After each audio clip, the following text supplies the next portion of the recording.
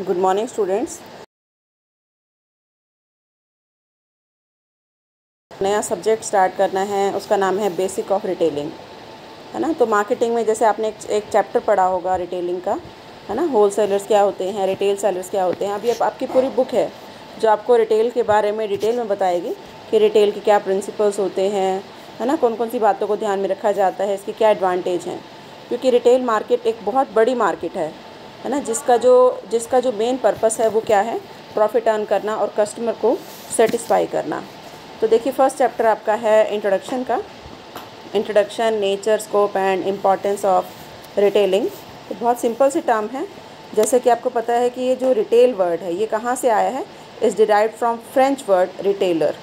It means to cut again और to break bulk, है ना। जनरली इसमें वैसे तो सेल इन स्मॉल क्वांटिटी में किया जाता है, जो फ्रेंच में इसका मीनिंग बताया गया 1433 में, है ना। इसका मीनिंग है sell in some quantity, but इसमें जो वैरायटी है वो बहुत ज़्यादा होती है जो सेल की जाती है। और इसका जो मेन पर्पस है वो क्या है, कस्टमर्स को सेटिस्फाई करना।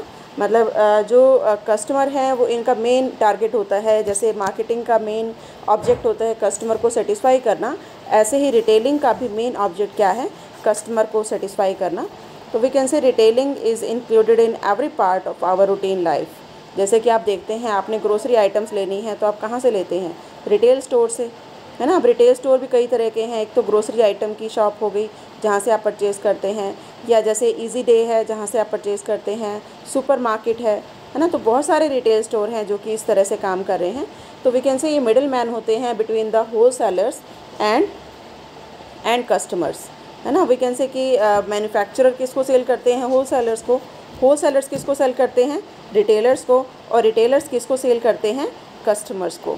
तो we can say retailing is a distribution channel function है where one organisation buys product from supplying firms और मैन्युफैक्चरर, कि जहाँ पर जो एक ऑर्गेनाइजेशन है जिसको हम रिटेल ऑर्गेनाइजेशन कहते हैं, वो गुड्स परचेज़ करती है फ्रॉम द मैन्युफैक्चरर और डायरेक्टली सेल कर देती है टू द कंज्यूमर।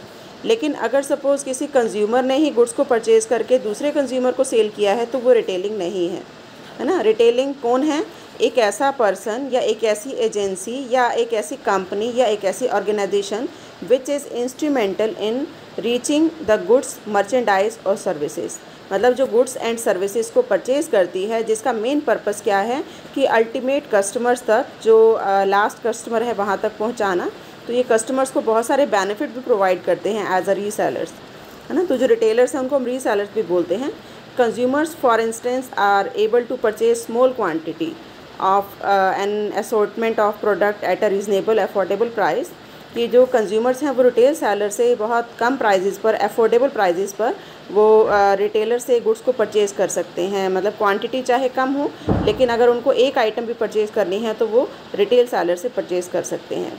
तो वी कैन से जो रिटेलर्स हैं वो मैन्युफैक्चरर को भी एक अपॉर्चुनिटी प्रोवाइड करते हैं ताकि जो मैन्युफैक्चरर हैं वो अपने टारगेट को अचीव कर सकें। बिकॉज जो मैन्युफैक्चरर है वो तो कस्टमर तक नहीं पहुंच सकता, है ना। कंज्यूमर्स तो पूरे इंडिया में और वी कैन से पूरे वर्ल्ड में फैले हुए हैं और मैन्युफैक्चरर्स लिमिटेड होते हैं। तो इट्स नॉट पॉसिबल कि अगर रिटेलर्स ना हो या ये जो मिडिल मैन्स हैं ये ना हो तो जो मैन्युफैक्चरर है वो अपने प्रोडक्ट को कंज्यूमर्स तक पहुंचा सके। तो वी कैन से रिटेलर एक क्या है, एक रीसेलर है जो कि अपने जो गुड्स हैं वो परचेज़ करता है कंज्यूमर तक पहुंचाने के लिए। जैसे बताया कि अगर कंज्यूमर ही कंज्यूमर को गुड्स देने के लिए परचेज़ करता है, जैसे आपने अपने फ्रेंड के लिए परचेज़ किया, तो you are not a reseller, है ना। आप उसकी वजह से हेल्प कर रहे हैं, आपको रिटेल सेलर नहीं कहा जाएगा, या आपकी जो परचेज़ है उसको रिटेल परचेज़ नहीं कहा जाएगा।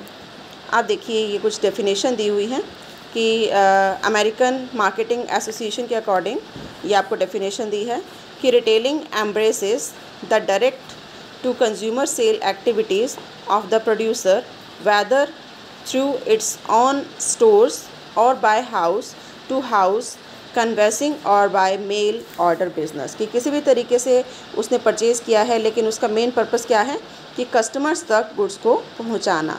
तो वो सारी एक्टिविटीज़ जो कि जिसमें गुड्स एंड सर्विसेज को परचेज़ करना और सेल करना आता है ना, मैन्युफैक्चरर से या होल सेलर से परचेज़ किया जाता है और पहुंचाया जाता है टू द अल्टीमेट कंज्यूमर, उसको हम क्या कहते हैं, रिटेलिंग। तो आई थिंक मीनिंग क्लियर हो गया होगा। कि retailing includes all the activities involved in selling goods or services to the final consumers for personal or non-personal और we can say non-business use, है ना, इस पर्पज़ के लिए। आप देखिए इसकी कुछ करेक्टरिस्टिक्स कि क्या इसकी विशेषताएं हैं। सबसे पहला इसके फंक्शन भी कह सकते हैं, इसकी फीचर्स भी, कि इट्स अ मार्केटिंग एक्टिविटी, है ना। जैसे मार्केटिंग का बताया मेन पर्पज़ क्या है, कंज्यूमर को सेटिस्फाई करना, कंज्यूमर इज़ द किंग। तो ये भी रिटेलिंग भी क्या है, एक स्पेशलाइज्ड मार्केटिंग एक्टिविटी है जिसका मेन पर्पस कंज्यूमर को सेटिस्फाई करना है और मार्केटिंग की सारी एक्टिविटीज़ करना है, मतलब उनको कन्विंस भी करना है ताकि वो उन गुड्स को परचेज़ करें। Second feature is means of distribution. Retailing जो है वो क्या है, एक मीन्स ऑफ डिस्ट्रीब्यूशन है जिसमें कि गुड्स वो मैन्युफैक्चरर से या होलसेलर से भी ले सकता है। जो मैन्युफैक्चरर ने प्रोड्यूस की उनसे वो गुड्स को कहीं से अरेंज कराता है और कहाँ तक पहुँचाता है, टू द अल्टीमेट कंज्यूमर्स। तो ये क्या है, डिस्ट्रीब्यूशन का एक साधन है ना। जैसे हमने पढ़ा था एक फ़िज़िकल डिस्ट्रीब्यूशन होता है, तो ये भी एक डिस्ट्रीब्यूशन का मोड है। जो पर्सन या जो ऑर्गेनाइजेशन गुड्स को कंज्यूमर्स तक पहुँचा रही है। Third feature is adding values to goods and services, कि जो रिटेलिंग है वो वैल्यूज़ भी ऐड करती है गुड्स एंड सर्विसेज में। जैसे सपोज़ आपने कोई मतलब सूट परचेज़ किया, कोई क्लॉथ परचेज़ किया, रेडीमेड गारमेंट परचेज़ किया, तो जो आपको सेलर है, रिटेल सेलर, वो आपको ऑल्ट्रेशन की भी फैसिलिटी प्रोवाइड करता है ना। तो ये क्या है, उसने उसके अंदर वैल्यू ऐड कर दी। तो वैल्यू एडिशन भी कई बार जो रिटेल सेलर्स हैं वो करते हैं गुड्स एंड सर्विसेज में। नेक्स्ट इज़ क्रिएटिंग यूटिलिटी, कि place utility, time utility, position utility and form utility, है ना, इनको भी ये क्रिएट करता है। जैसे जिस टाइम पर आपको जो प्रोडक्ट चाहिए वो उसी टाइम पर कोशिश करता है आपको अवेलेबल करवाने की। जिस प्लेस पर चाहिए उस प्लेस पर आपको अवेलेबल कराया जाता है, चाहे आप विलेज में रहते हो, चाहे आप सिटी में रहते हो, है ना। तो वो क्या कहलाती है, प्लेस यूटिलिटी, कि कंज्यूमर्स की कन्वीनियंस के अकॉर्डिंग प्रोडक्ट को अवेलेबल कराना। पोजीशन यूटिलिटी, कि पोजीशन रिटेलर से आप तक आ जाता है वेन्यू पे। और इसी तरह से फॉर्म यूटिलिटी, कि कई बार उसका फॉर्म भी चेंज करके आपको जो है वो प्रोडक्ट अवेलेबल कराया जाता है। जैसे अभी बताया कि अगर आपने कुछ स्टिच रेडीमेड गारमेंट परचेज़ किया है तो आपके अकॉर्डिंग, आपकी चॉइस के अकॉर्डिंग उसके अंदर चेंज करके भी आपको वो प्रोडक्ट अवेलेबल कराया जाएगा। तो जो रिटेलिंग है उसमें यूटिलिटी भी क्रिएट की जाती है। उसके बाद देखिए नेक्स्ट आता है activities relating to sale of goods for personal और फैमिली कंजम्पशन ओनली, कि इसके अंदर रिटेलिंग इंडस्ट्री में कौन कौन सी एक्टिविटीज़ इन्वॉल्व होती हैं, कि गुड्स की सेल या सर्विसेज की sale directly to the ultimate consumer, है ना, for personal, family, household और नॉन बिजनेस यूज़, इस पर्पज़ के लिए जो की जाती है। जैसे अगर एक रिटेल सेलर दूसरे रिटेल सेलर को अगर कुछ सेल करता है तो ये एक्टिविटी रिटेल बिज़नेस में इन्वॉल्व नहीं होगी, है ना, क्योंकि यहाँ पर आपस में ही वो सेल कर रहे हैं। लेकिन अगर रिटेल सेलर कंज्यूमर को कुछ सेल कर रहा है, चाहे वो कोई गुड्स हो या कोई सर्विस हो, तो वो एक्टिविटी इसके अंदर इंक्लूड होती है ना। तो activities related to sale of goods for personal और फैमिली कंजम्पशन ये इंक्लूड होती है, या नॉन बिज़नेस पर्पज़ के लिए, क्योंकि ये तो बिज़नेस पर्पज़ के लिए हो गई कि एक रिटेलर ने दूसरे रिटेलर को सेल किया। तो नॉन बिज़नेस पर्पज़ के लिए अगर कुछ सेल किया है तो वो रिटेलिंग में इन्वॉल्व होगी। नेक्स्ट है सेल इन स्मॉल क्वांटिटी, कि रिटेलिंग में जो भी सेल की जाती है वो स्मॉल क्वांटिटी में भी की जाती है। आपने एक आइटम परचेज़ करनी हो वो भी कर सकते हैं, 100 करनी हो वो भी कर सकते हैं, 1000 करनी हो वो भी कर सकते हैं, है ना। तो स्मॉल क्वांटिटी भी परचेज़ की जाती है। और इसमें कंज्यूमर के साथ डायरेक्ट कांटेक्ट होता है ना, कंज्यूमर्स अपने बता सकते हैं कोई भी कंप्लेंट है। और मोस्ट इम्पॉर्टेंट लिंक, जो रिटेलिंग है वो लास्ट स्टेज है डिस्ट्रीब्यूशन का, लेकिन चैनल का मोस्ट इम्पॉर्टेंट लिंक है। मतलब इसमें जो कंज्यूमर्स हैं अगर सेटिस्फाई नहीं होंगे रिटेल सेलर से या प्रोडक्ट से, तो वो उसको बता देंगे कस्टमर्स को, कि फ़ेस टू फेस कन्वर्सेशन होती है। और इसी तरह से bridge between manufacturers and retailers, manufacturers and consumers, उनके बीच में ब्रिज एस्टेब्लिश करते हैं, दोनों के बीच के मिडल मैन का ये काम करते हैं। और जो भी गैप होता है उसको ब्रिज करते हैं, उस गैप को पूरा करते हैं। बेनिफिशियल फॉर प्रोड्यूसर, कि प्रोड्यूसर के लिए भी बेनिफिशियल है, क्योंकि बिना रिटेलिंग के उनके गुड्स को सेल करना पॉसिबल ही नहीं है।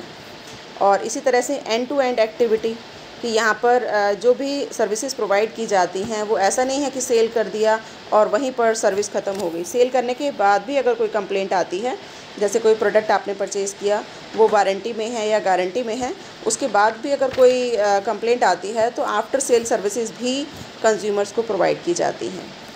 अब पॉपुलर इंडस्ट्री की जो रिटेलिंग है, एक पॉपुलर इंडस्ट्री है जो आज के टाइम में है ना, क्योंकि प्रोडक्ट की इजीली एक्सेसिबिलिटी ये कंज्यूमर्स को कराती है और उनको पूरी फ्रीडम देती है चूज़ करने की, मोटिवेट करती है, उनको कन्विंस करती है।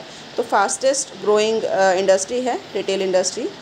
Cell of goods as well as services, कि यहाँ पर गुड्स की सेल तो की जाती है, सर्विसेज भी प्रोवाइड की जाती हैं, सर्विसेज भी दी जाती हैं कंज्यूमर्स को।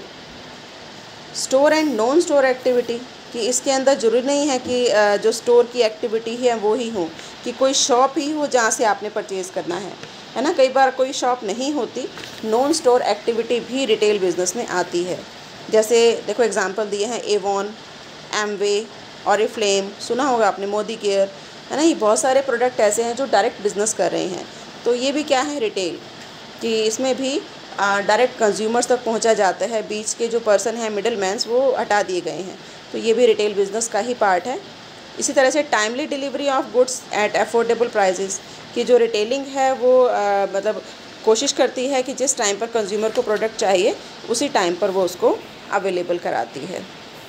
आप देखिए ये कुछ प्रिंसिपल्स दिए हैं, ये इंग्लिश मीडियम की बुक में आई थिंक नहीं है ना, तो एक बार देख लो, हो सकता है आपसे पूछ लिया जाए, इसको आप ट्रांसलेट कर लेना कि what are the principles of retailing. सबसे पहला कंज्यूमर ओरिएंटेशन, जैसे बताया मार्केटिंग का मेन पर्पस भी क्या था, कस्टमर्स को सेटिस्फाई करना। तो यहाँ पर भी जो रिटेलिंग है उसका मेन प्रिंसिपल क्या होना चाहिए, कस्टमर्स की रिक्वायरमेंट, उसकी आवश्यकताएं, उसकी प्राथमिकताएं या किस स्पेसिफिक ब्रांड के प्रति उसका लगाव है, उसको ध्यान से वो स्टडी करे और उसके अकॉर्डिंग ही अपने पास वो सामान रखे। कि ऑब्वियसली अगर कोई शॉपकीपर है वो कस्टमर के रिक्वायरमेंट के अकॉर्डिंग या डिमांड के अकॉर्डिंग सामान रखता है तो ऑब्वियसली कस्टमर उसे परचेज़ करते हैं। सेकंड, उसका गोल उसके सामने क्लियर होना चाहिए कि वो क्या अचीव करना चाहता है, उसका क्या टारगेट है, सेल को बढ़ाना, प्रॉफिट को बढ़ाना, कंज्यूमर को सेटिस्फाई करना, क्या टारगेट है, वो गोल ओरिएंटेड होना चाहिए, उसके अंदर क्लियर होना चाहिए। वैल्यू ड्राइवन अप्रोच, मतलब वो कस्टमर्स को मतलब अच्छी से अच्छी जो सर्विसेज हैं वो प्रोवाइड करे। तो वो इस बात पे डिपेंड करता है कि वो कस्टमर्स को कितनी वैल्यू देता है ना। तो उसके अंदर वैल्यू ड्राइवन अप्रोच होनी चाहिए और कोऑर्डिनेटेड एफर्ट होने चाहिए। मतलब जो रिटेल सेलर है उसके अंदर ये होना चाहिए कि जो भी काम वो कर रहा है वो उसी टारगेट को अचीव करने के लिए, जैसे सेकंड प्रिंसिपल था, एक ही टारगेट को अचीव करने के लिए वो काम करे। तो वो आपस में क्लैश नहीं होना चाहिए, कि जो प्रोडक्ट कंज्यूमर चाहते हैं उन्हीं को वो परचेज़ करे और जो अच्छे प्रोडक्ट हैं उसके लिए ही वो कन्विंस करे। तो ये 4 प्रिंसिपल्स हैं जिसको कि ध्यान में रखते हुए उसको रिटेल बिज़नेस को करना चाहिए। उसके बाद देखिए ये कुछ डिफरेंस दिया हुआ है रिटेलिंग में और होल सेलिंग में, ये भी आई थिंक इंग्लिश मीडियम की बुक में नहीं दिया हुआ, इसको भी आप ट्रांसलेट कर लेना। तो देखिए क्या डिफरेंस है। सबसे पहला इंट्रैक्शन विद कंज्यूमर्स, कि जो रिटेलिंग है उसमें कंज्यूमर्स के साथ आपका डायरेक्ट इंट्रैक्शन हो जाता है, बट होल सेलिंग में ऐसा नहीं होता। सेल्स टर्नओवर, रिटेलिंग में आपकी जो सेल्स टर्नओवर है वो कम होती है, सेल्स टर्नओवर मतलब total amount of sale, wholesaling में ये ज़्यादा होती है। बट अगर बात करें नंबर ऑफ़ सेल्स ट्रांजैक्शन की, तो रिटेलिंग में नंबर ऑफ़ सेल्स ट्रांजैक्शन ज़्यादा होती हैं। जैसे कस्टमर आया, एक प्रोडक्ट परचेज़ किया, नेक्स्ट कस्टमर आया, उसने दूसरा प्रोडक्ट परचेज़ किया, तो नंबर ऑफ़ ट्रांजैक्शन ज़्यादा होती हैं। बट होल सेलर्स में नंबर ऑफ़ ट्रांजैक्शंस कम होती हैं। इसी तरह से वैरायटी इन मर्चेंडाइज, है ना, कि जो भी गुड्स सेल करते हैं रिटेलर्स वो क्वांटिटी तो उनकी कम देते हैं बट वैरायटी होती है उनके पास, है ना, डिफरेंट साइज़ में, डिफरेंट कलर में, डिफरेंट ब्रांड होते हैं वहाँ पर, है ना। जैसे आपने सपोज़ टी परचेज़ करनी है तो अलग अलग कंपनी की होगी, बट होल सेलर में जो ये वैरायटी है वो बहुत कम होती है। जनरली एक ही आइटम या 2 ही आइटम ही वो होल सेलिंग के थ्रू सेल करते हैं। और अगर बात करें प्रॉफिट मार्जिन की, तो ऑब्वियसली जो रिटेल सेलर्स हैं उनका मार्जिन ज़्यादा होता है, लेकिन जो होल सेलर्स हैं वो मार्जिन कम रखते हैं। Importance of location of business, retailing में लोकेशन की बहुत ज़्यादा इंपॉर्टेंस है कि आपकी शॉप कहाँ पर है ना, क्योंकि जो कंज्यूमर्स हैं वो अच्छी लोकेशन पर ही गुड्स को परचेज़ करते हैं। और होल सेलिंग में इसकी जो वैल्यू है वो कम होती है कि बिज़नेस कहाँ पर है ना। तो ये था कुछ डिफरेंस।